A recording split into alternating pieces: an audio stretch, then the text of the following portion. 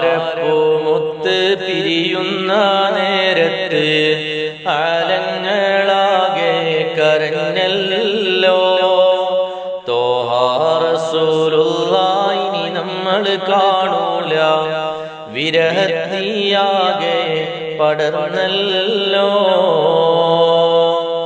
അസ്റായീൽ അനുവാദം തേടുന്നേ അന്ന് മുത്തിന്റെ റൂഹ് പിടിക്കാനേ.